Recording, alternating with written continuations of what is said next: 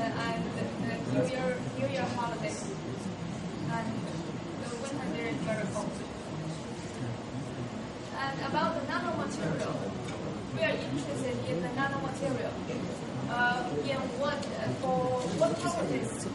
We are interested in the chemical compositions, its structures, and also the morphology of the nanomaterial, the electronic and optical properties, the surface properties, charge transfer kinetics, and magnetism and spin properties, and finally the in situ measurement of this nanomaterial. And for synchrotron, since I will introduce the synchrotron to study the nanomaterial, I will first talk about what is the synchrotron radiation and what is application on the material sciences. This is the main part of my talk.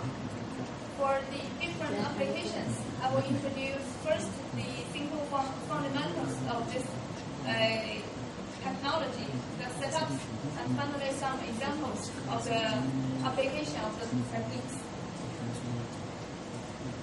Okay, synchrotron. Synchrotron is actually a light source. When we're talking about light, photon, its energy generally covers from 1 electron volt to wavelength 1 micrometer to 10 kilo electron volts, hard X-ray. And this electromagnetic wave, the interaction with material, can be used to study the different characters of the material. For example, for IR, it's very well known here. We can study the molecular vibration. And for UV to extreme UV light, we can study the structure of the material. And also the morphology, the surface of the material. And for hard X-ray, we can know for example, using the coherent imaging, we know the structure of the bone, we know the large-scale properties of the material. Okay, synchrotron. Synchrotron is a radiation source that covers the whole spectrum from IR to hard X-ray. It is generated from relativistic accelerated electrons. When the electron is moving very fast and we bend the trajectory of the electron, we can get a photon emission in the direction of this movement. Actually, this is the first generation of synchrotron. Its wavelength is like this, the energy spectrum. And the second generation will let the electron move like a wave, and the radiation will come from this direction. It's called the weaker radiation. And the third generation is like the electron moves in a very short distance of the wave, and we get a coherent, semi-coherent radiation from this direction. That is called the modulator radiation. So why we are so interested in the synchrotron? First of all, it covers a large range of the spectrum. And the second and most of all, it is very bright. For example, here is the brightness of current light sources, and here is the photon energy. For sun radiation, it's covered from 1 to 10 electron volts. Here's IR, here is hard X-ray. And for current X-ray tubes, its energy about 10 kilo electron volt, and the intensity just reached here. But for the first generation bending magnetic radiation, it raised the brightness by more than 6 orders. And the second generation here again by raising the readings by more than 1 order. And the third generation the readings rise again by more than 2 orders. That's why we are so interested in synchrotron. And again, and also its energy is tunable, like bending magnetic and weaker radiation.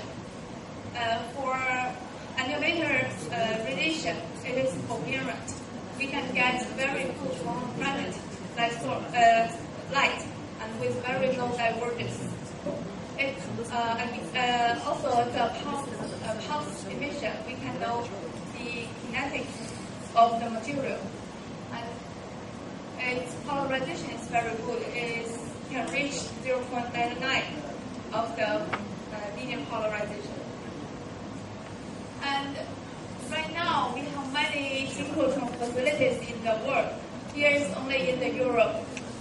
This is my laboratory from Sweden, and also the lab source in, for example, England, and also in France, in Germany. We have a lot in the Europe, and even more in the world.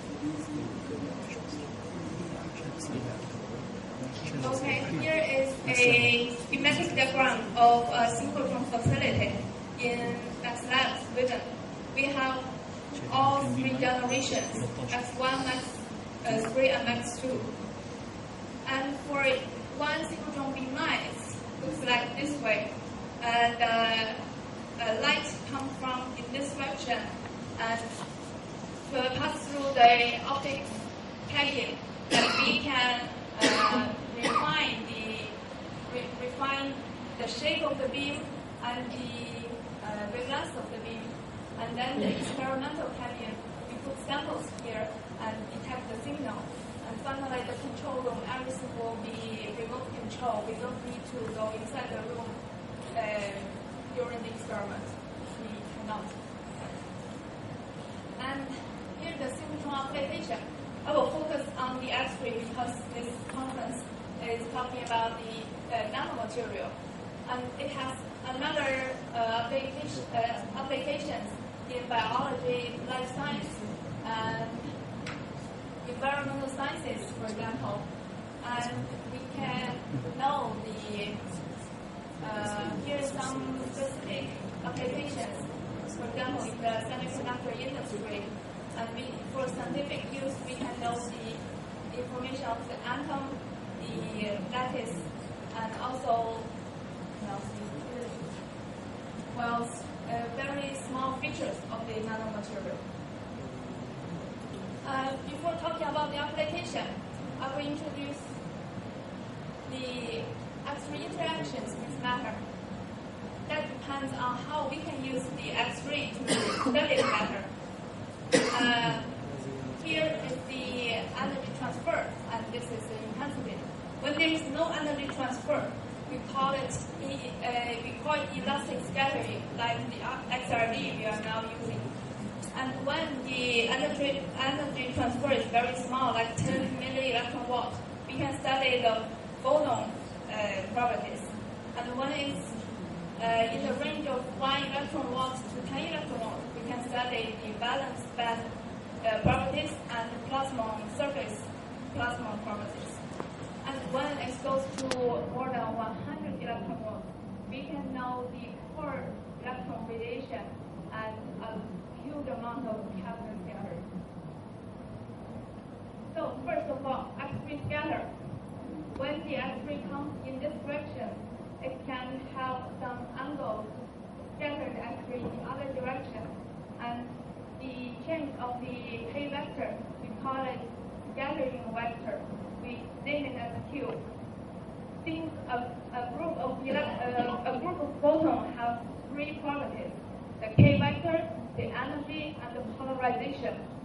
So from the change of the energy, the change of the K vector, and the change of the polarization, we can know the various properties of the material.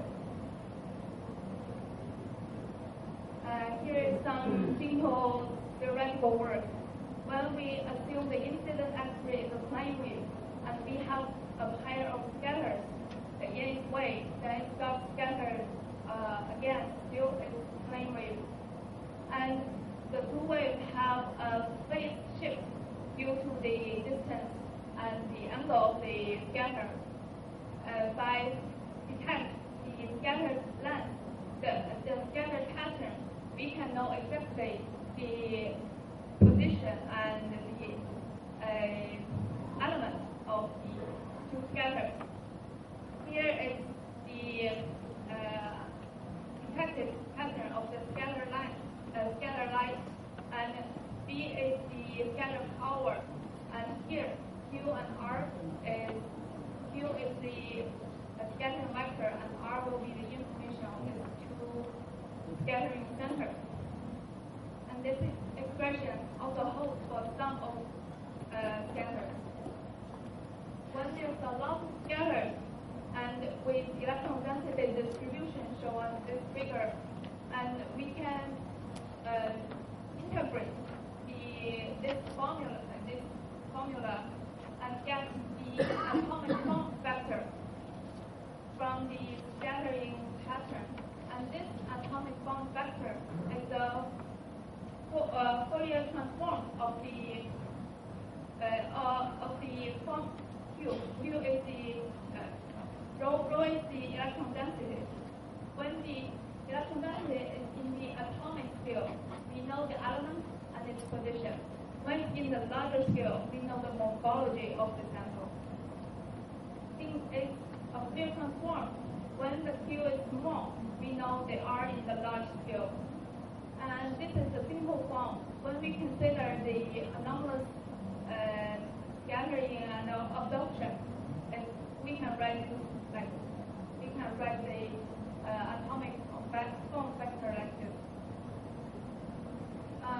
A simple X-ray scattering setup. We incident synchrotron X-ray beam to the sample and detect the two-dimensional scattering features. And when the X-ray range usually used here is the hard X-ray. And when the distance from the sample to the detector is large, we can know the small angle scattering. This is scatter angle. And when the detector distance is small, we can know the wide angle scattering. It can work in transmission mode and reflection mode. Here is the signal we can get from small angle scattering. It's usually like this shape. And for wide angle scattering, like XRD, we can have very obvious peaks. For XRD, this is the experiment I did before. We studied the magnetic material of this shape. The center is iron, and it's linked with six nitrogen, and the bond distance inside this spin state of this material. And we studied the crystallization process during the evaporation of this material in solution, and we get the kinetics of the XRD change during the crystallization, and found there's some intermediate state. And by fitting this curve using red field requirements, we can know for each phase, intermediate phase and the final phase, there are 4 kinds of crystals inside this sample, and each phase have different ion nitrogen bond length. From this bond length, we can know the spin state of this material. And this is the result I introduced yesterday. I'm not about again. And for small angle scattering, this is also for our quantum dot sample with different radius of the quantum dots. And we get scattering, small angle scattering shape like this. And by fitting this result, we can know the size, exact size of this quantum dot. And we compare it with other methods. Here, small angle, this one is fit very well with the other method. And we can use the X-ray diffraction technique to get 3-dimensional information of the sample. When we incident X-ray to the sample and observe the scattering pattern in 2-dimensional and change the angle of the sample, tune the sample little by little, we can know the spin structure. For example, this is the measurement on the X-ray 3-dimensional tomography. We know the structure of the mouth of a mouse brain. This measurement was done in Switzerland source. again, to get the three-dimensional of organic material, the topography reconstruction of very old mangrove from China. Also, again, use this design. And this job was published in Nature. And X-ray absorption spectroscopy. This is inelastic interaction of the X-ray to the matter. When the X-ray incident on the matter, the electrons get off and the X-ray was absorbed. By measure the absorption coefficient of this process at different incident energy of the X-ray, you can get results shaped like this. In the near edge region, we call it exist. X-ray absorption near edge spectroscopy. In the far edge region, we call it extended X-ray absorption point structure. We can know different information from this curve. For excess, here we can see a little vibration of the absorption coefficient. This vibration is caused by the outgoing electron wave, because here an electron come out. The outgoing electron wave and the backscattering electron wave, they interact with each other and get interference.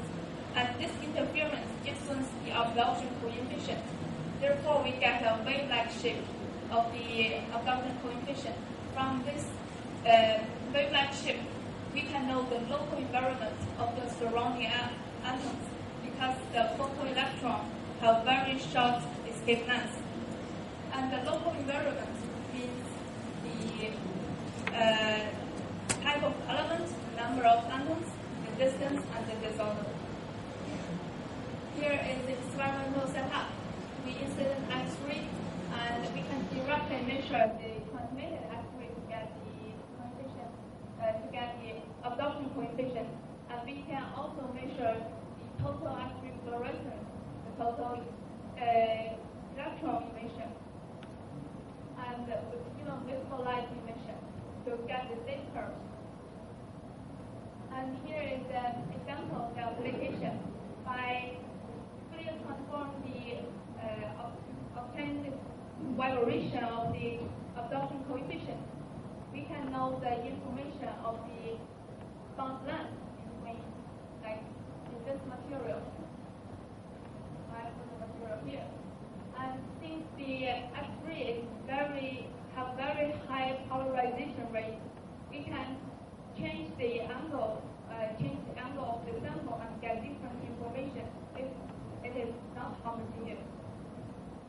So it have different information on different angles. And here is one application of excess for nanomaterial. This nanomaterial is cadmium sulfide. If we can get the information of this cadmium with sulfur bond length and also the cadmium bond length, when we increase the size of the nanocrystal, we can know the second shell cadmium bond is increasing, and by calculating this intensity of the two heat, we can get the size of the nanocrystal. Because the average number of the neighbors is increasing.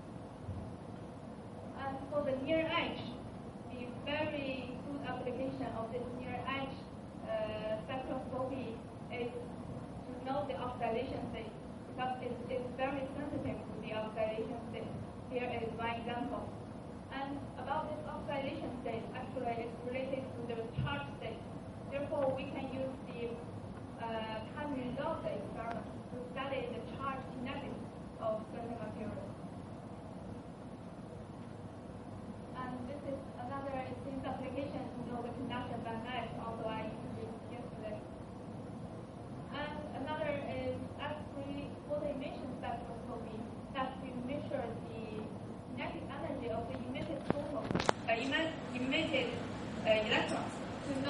formation of the band structure. Here is the experimental setup. We put the sample in very high vacuum and irradiate with X-rays and use this spherical energy analyzer to get this spectrum of the emitted electron. Here is one example, the emitted electron spectrum of our partial quantum dots. The black line is without the shell, and the red line is with the shell. We can obviously see that with the shell, there is another element come from the zinc, and without the shell, there is no zinc here. So we can know that which element is in the sample. And also, since the total electron escape length is very short, we can know the different environment by using this photo length change with the kinetic energy.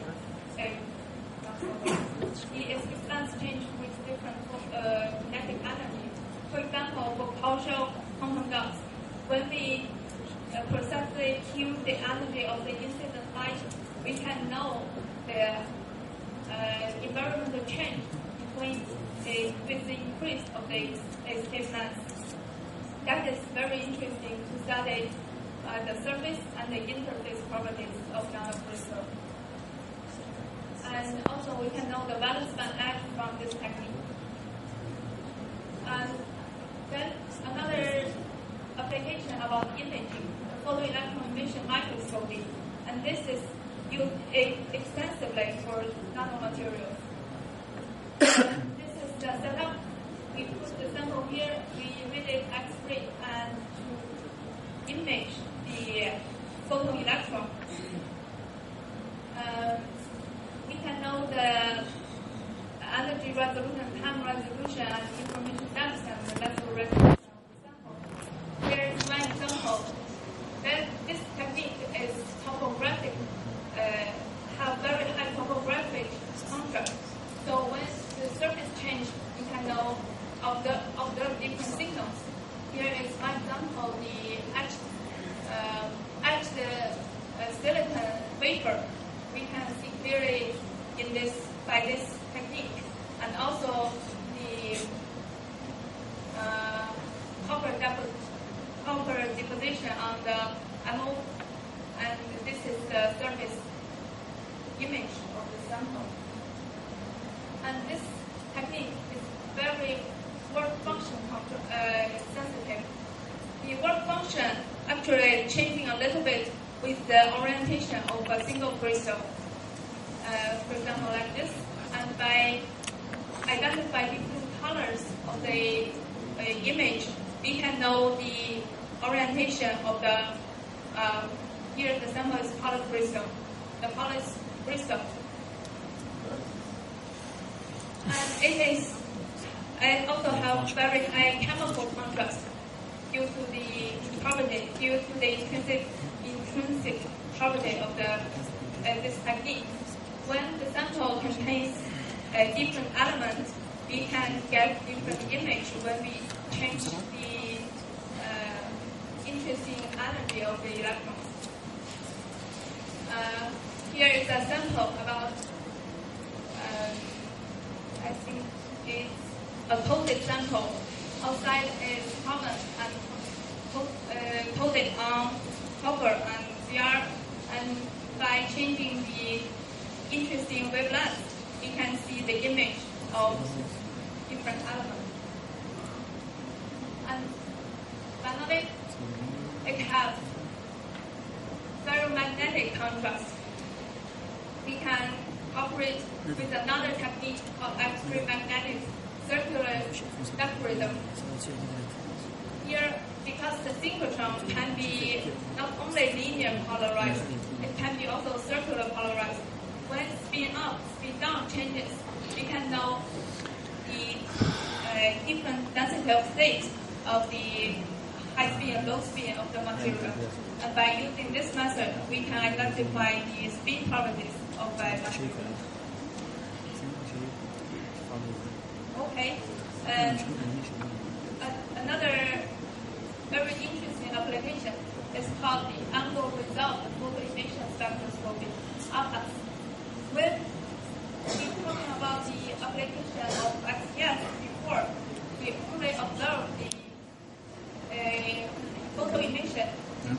direction. But when we change the detector angle a little bit, we can know the energy dispersion in the single crystal material. Here is when we tune the angle a little bit, we can find the valence band is changing from 0.3, I think, and close to Fermi level. And from this sensitive state change with angles, we can know the different energy dispersion along the in the single crystal material. Here's an example at the single crystal GAS, and when we tune the angle a little bit, we can get beautiful energy dispersion in the valence band. And about the angle resolved measurement, there's another one called elastic X-ray scattering. That we talk about X-ray scattering, for example, XRD or small angle scattering. We must confirm that the energy doesn't change. But at some times, the energy changes. Not only the scattering angle change, but also the energy. And this X-ray is easily coupled with phonons in the material. And energy change can be very small, from 0.001 electron volt to 1 electron volt. But from this small energy change, we can know the phonon dispersion when we put the detector in different angles. This is the phonon energy dispersion in the material. And I don't know what time it is. I think I don't have time, and also due to the limitation of my knowledge, I cannot introduce all the application of synchrotron, but I can give a simple index. Besides the basic application I just introduced, here is some advanced application, like the control measurement of XAS, XES, XRD, and small scattering, that we can know the excited state information of the material. And also we can have time resolve the measurement. Sometimes the excited state is not stable, its lifetime is very short. So we need the time resolved experiment to know how the excitation state behaves to the ground state. And also this technique, time resolved measurement, can be combined with in situ measurement. Like we change the temperature, the pressure, the irradiation during the synthesis. And we know how the nanocrystal grows and how they react with different environments. And there's some surface and interface sensitive method, like the breathing incident X-ray diffraction and the reflectometry. And these two techniques exist in several synchrotron facilities. And for FTR, of course, we know the lattice dynamics. And in synchrotron, the wave number of the infrared radiation can go to very small, so we can study even the metal bond of the material. And finally, the magnetic material, we can study by neutron due to spin echo effect, and also the absolute magnetic linear and circular diaphragm. Okay. Before doing experiments in a synchrotron, we need quite a few pre-work and after work to process data. First of all, we need to choose the techniques, the design we are interested in, and that can be used to study our material. And for example, the sample environment and the detector. And when we decide which design to use, we can contact the scientist, or we can submit the proposal directly. And when the proposal got approved, we can prepare the sample, and we can see different methods of noise and contamination reduction. And finally, think about the calibration, the temporal and spectral correlation stability of the sample and the beam. And after we get some results, first of all, we need to do a data reduction to remove all the unwanted information from the sample, like the background and the noise.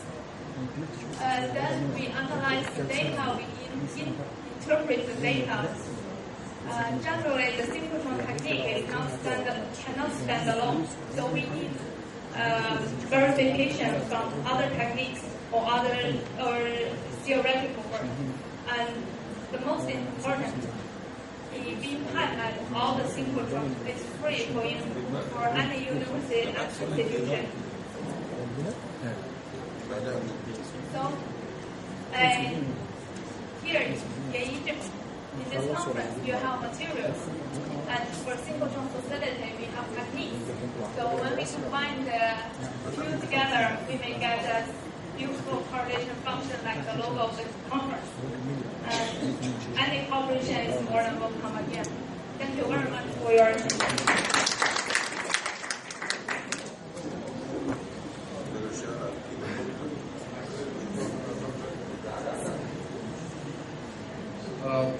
Now the topic is, she had given a broad discussion regarding the use of synchrotron predictions in various nanomaterials, and since few people are here working various kinds of nanomaterials, and she has extended her hand for the cooperation, and you can join her regarding any kind of experimental facility which we want to use. You can put your questions, whether you are applicable here, you can stand here, and she is ready to answer. Please go ahead, sir.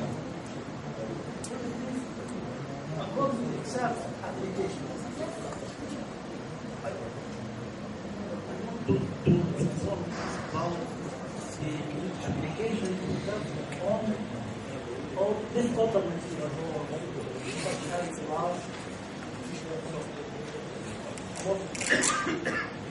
so the main application or main target on job application on the